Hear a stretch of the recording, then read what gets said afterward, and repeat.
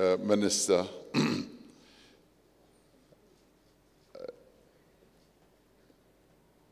Program Director, and Minister of Basic Education, and Deputy Minister as well, and MECs of education from our various provinces, leaders of teacher unions who are here, and governing bodies of our schools, and representatives of learner organizations and academics and experts, and those who have come from outside our country, members of the media, and ladies and gentlemen, and everyone else who is here. It's wonderful to be here. Minister, it would be a miracle if you reinstate yourself. It doesn't happen. You were virtually reinstated by me.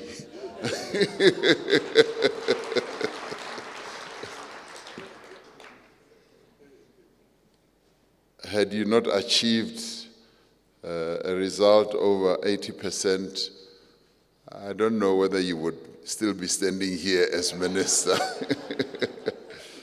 I am indeed honored to be here with you to address this very important basic education, Lekgotla, which brings together all our finest minds, which are also enhanced by the great minds from outside our country, and many key stakeholders in the basic education sector. But let me start off on a positive note and congratulate all of you who are seated here in having enabled the class of 2019 to achieve the most outstanding results on record for our country for matric that we have ever received. And all of you have played a role, and you can applaud yourself for the wonderful result. Because in many ways, we've shown that together, if we work hard, hard work does pay off. And it is significant that this year we were able to touch the holy grail of 80% and go beyond. And that's an absolutely wonderful result. And I'd like to then say, everyone who played a role, well done.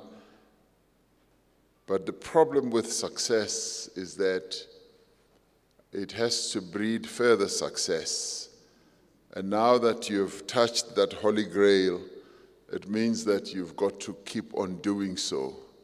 So next year, we are expecting way beyond what we achieved this year. And in achieving these results, many schools had to overcome a number of challenges that are imposed by resource constraints, that are also imposed by the protests that we've had in our communities over a number of issues, and also challenges that many schools and communities have had to face in relation to alcohol and drug abuse and a number of other social ills.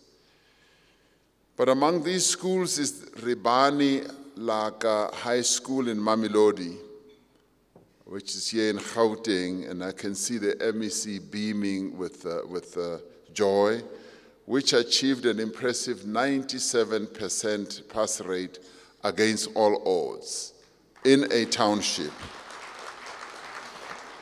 And we encourage all other schools to emulate the methods that were used at Rebani Laka, especially the collaboration between teachers and parents and the practice of Saturday classes, which the principal has credited for the school's success.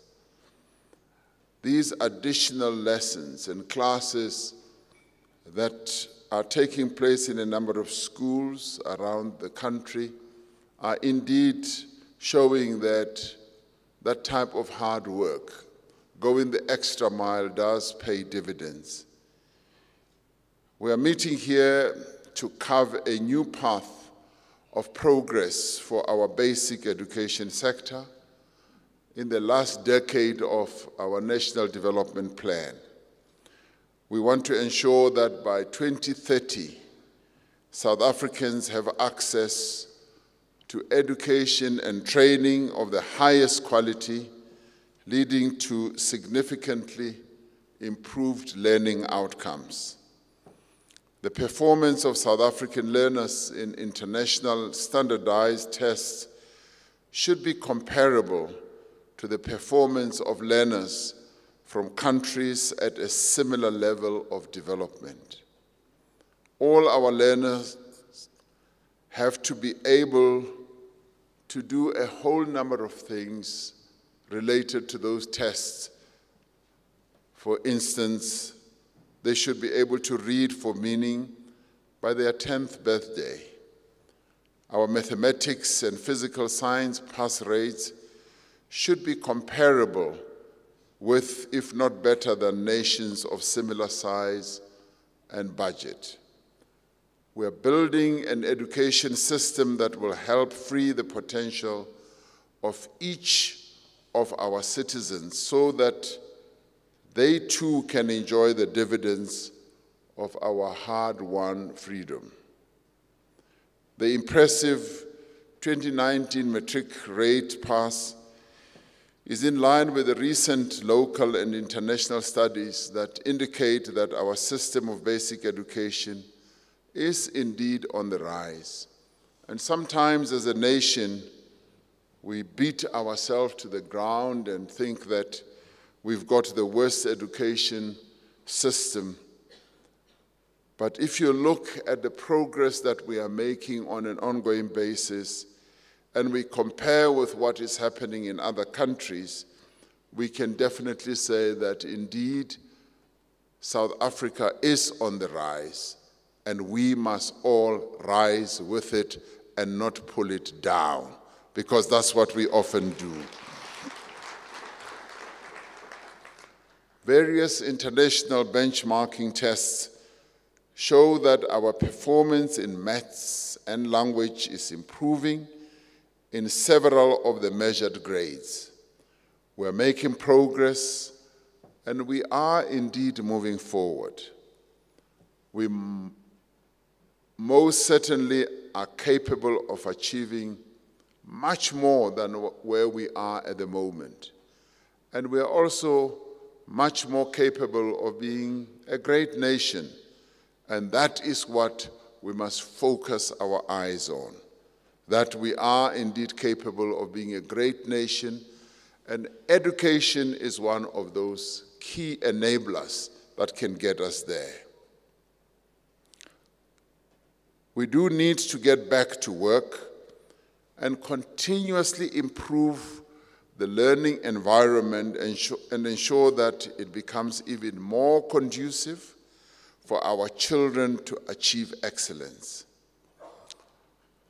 And through a number of interventions that we are making, both as government as well as the various partners that we've amassed along the way, through the ASIDI and SAFE programs, we need to intensify our efforts to ensure that all our schools have appropriate structures, have appropriate infrastructure, as well as basic things such as sanitation, water, and electricity supply. We must ensure that the mud schools of yesteryear are forever banished to the past and to the dustbin of our history, and that all our children go to the toilet in safe and hygienic conditions.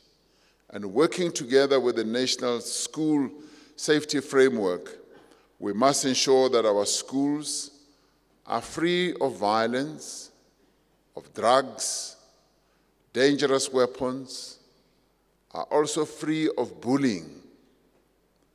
cyberbullying, gangsterism, sexual abuse, as well as sexual harassment.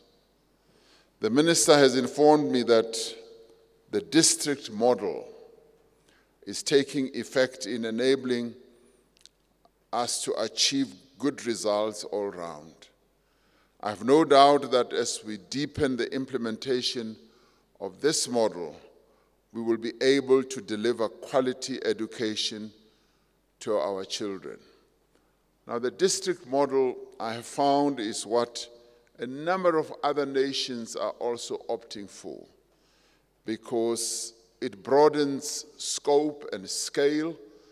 It enables role players in any country or in any locality to be able to see the progress that can be made. It increases transparency. It also increases budget management as well. And if we can keep to the district model and have it spread out through the country, not only obviously in education, but in all other spheres that affect the lives of our people, we will find that indeed we are able to gain more and more traction. Our schools and the entire education sector will benefit from the integrated planning that the district model has to give, better coordination and accelerated delivery of even non-core responsibilities such as infrastructure development and a whole range of other things that we need to do. Now, through this district development model, collaboration between departments, but also between managers and role players in education, enables us to improve a multidisciplinary, solution-oriented system, and it also enables us to engage with the community and address the challenges that even communities face, and also could lead to lesser and lesser disruption of learning and teaching. Our collective task as a nation is to move South Africa to the next frontier of economic development, in which basic education plays a critical role. Just as we know that the steam engine, was the one process that spurred on the first industrial revolution. Electricity spurred on the second industrial revolution, and automation the third. And now data is spurring the fourth industrial revolution.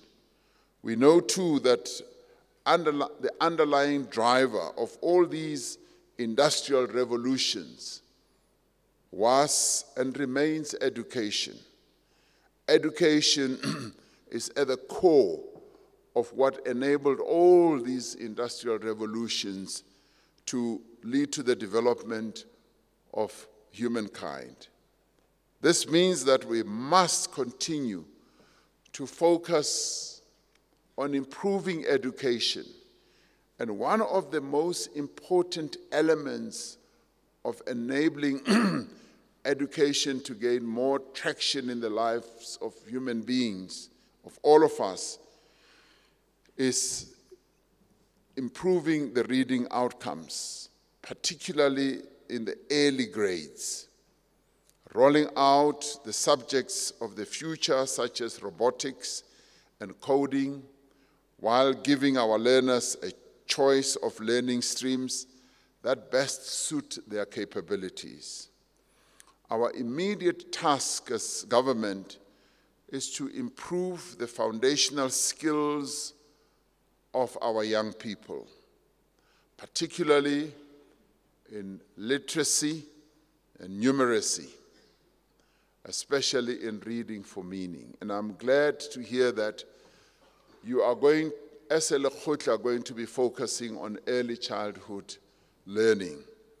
It is for this reason that reading for meaning has now become, and been declared an apex priority. Research has shown that for us to thrive in today's fast-changing world, our learners require a new breadth of skills. And these skills are still rooted in academic competencies such as literacy, numeracy, and science, but also include such things as teamwork, critical thinking, communication, persistence, and creativity. And all these skills, in the end, are interconnected. They are part and parcel of the skills set that is necessary to meet the demands of a changing economy and also the future of work. I participated with the Prime Minister of Sweden in an ILO study, which was a commission which was composed of a number of experts around the world. And we were looking at what is the future of work. And at the core of it, we found that education really resides at the center of what is the future of work.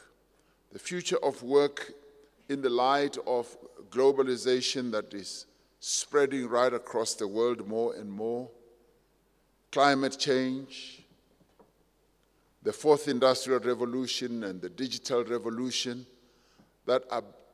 all these things are bringing about enormous changes.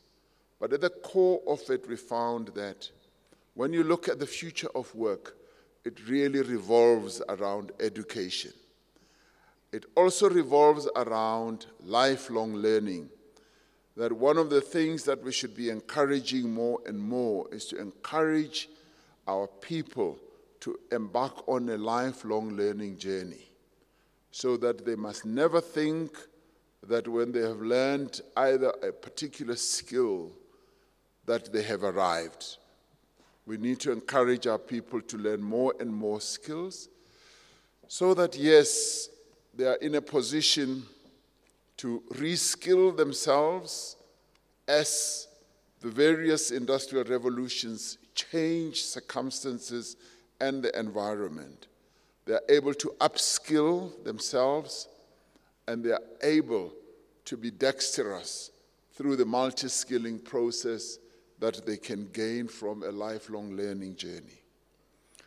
I commend the Department of Basic Education for moving with speed in implementing one of the State of the Nation Address commitments to ignite a reading revolution in our country. Since we made that commitment, a coordinating structure for the reading revolution, the National Reading Coalition, has been established and is now operational.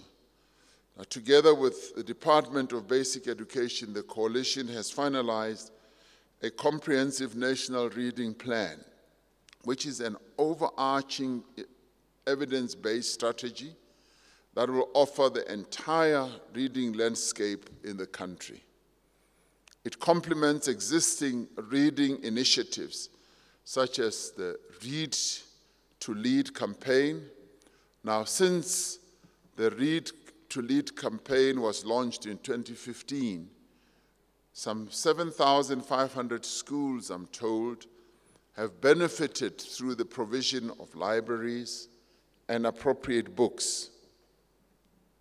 But as I was saying, we now need to ensure that the young people actually read those books, because sometimes the books can just be a decorative art piece in libraries. We are indebted to the private sector and civil society organizations for contributing to the success that this initiative has brought about. The main thrust of our plan is to ensure reading for meaning across the curriculum in all grades and in all schools throughout the country. Our plan is to ensure that we teach all learners to read well. As society, we need to socialize our learners and the young people into becoming lifelong readers. We must support them in their reading for academic purposes, for knowledge, and for enjoyment. Today, we say to all South Africans that reading is not a portion of education. It is education. We cannot succeed on our own as government to get a reading nation. I'm told that there are quite a number of nations that read well, or people in various other nations.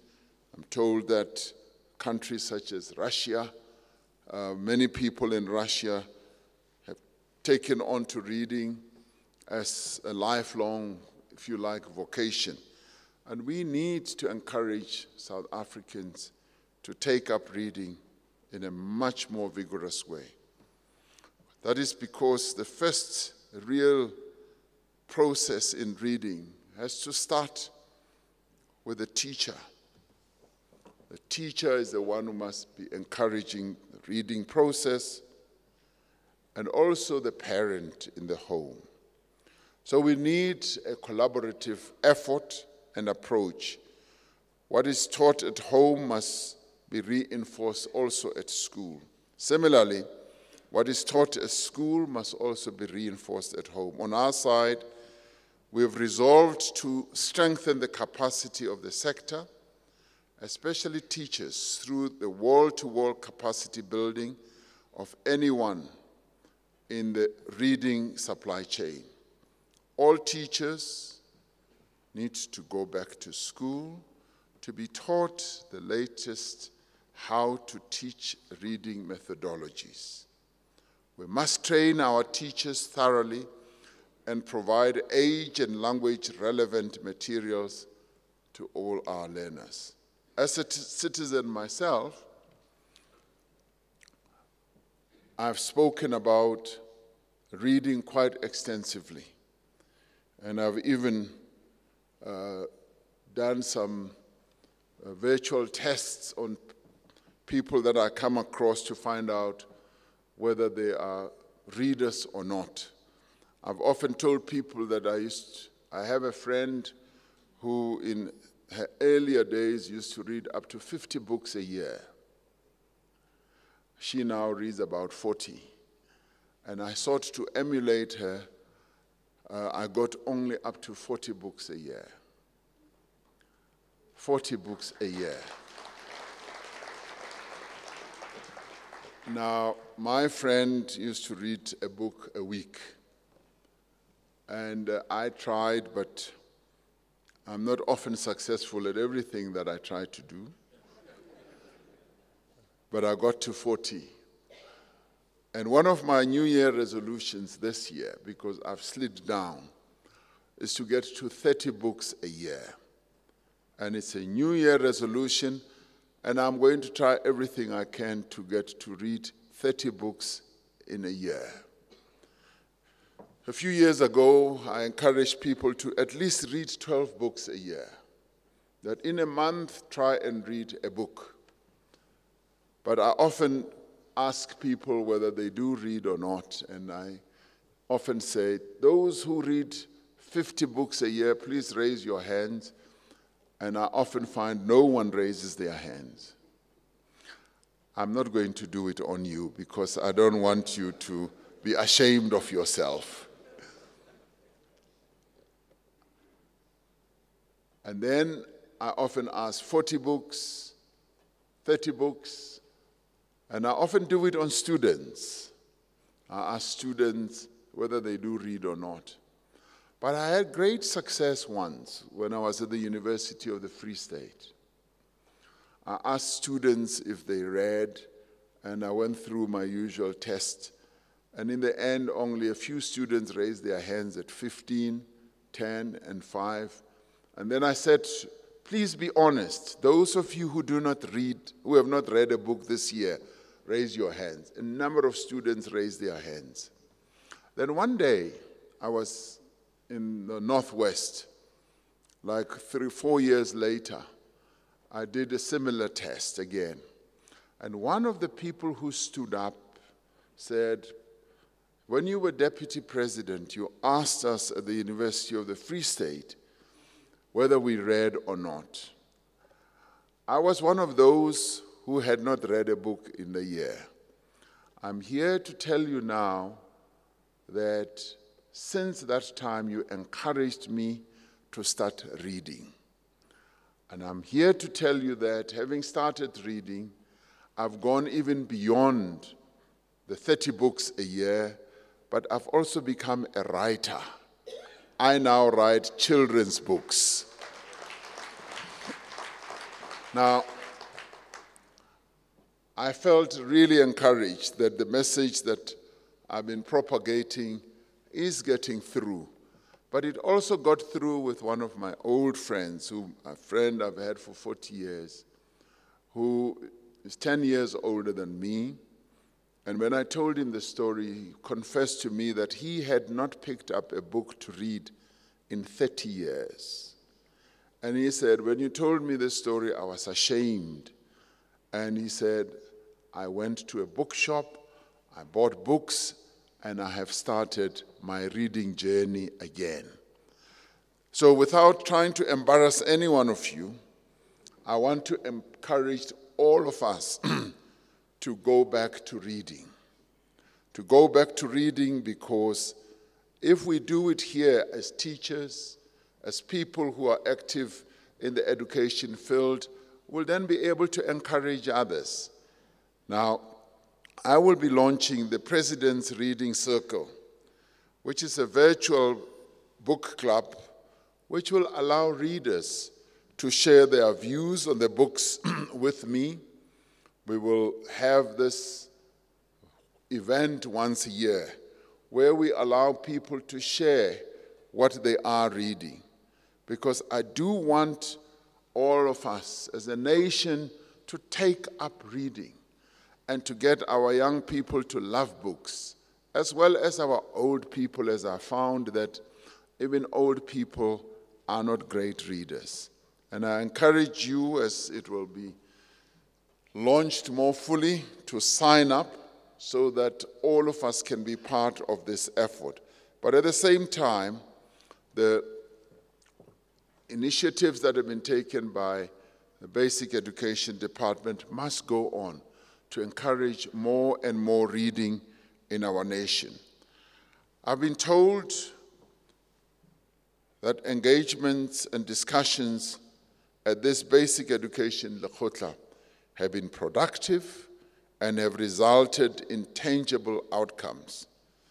They have demonstrated the importance and the value of partnership in meeting the developmental needs of our country. And this Lekgotla confirms that indeed education is a societal issue. And I hope that the discussions that will continue, particularly in early childhood development as well, will be fruitful, and there will be discussions that will help our country move forward, particularly around early childhood development.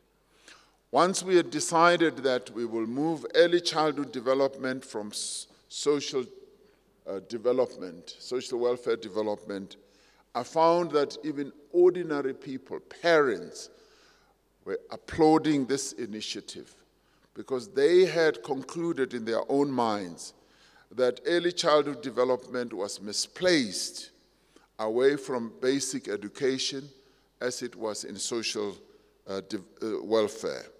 And now it's important that as basic education, we should indeed wrap our hands and our arms around early childhood development. And that is why, Minister Motshekga, I'm really delighted to hear that you are going to be discussing early childhood development.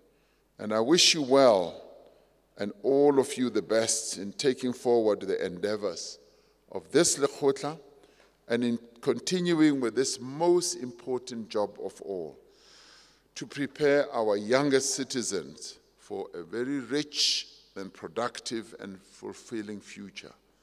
And with that, I can see that we don't only have the finest minds here, we've got the people who have been making a truly meaningful contribution in the development of education in our country. And I can say without any equivocation that indeed our basic education is on the rise. Yesterday I had a discussion with the Minister of Higher Education, and he was telling me, Minister Motshekga, that they as higher education are now fully ready for those young people who you have produced as matriculants.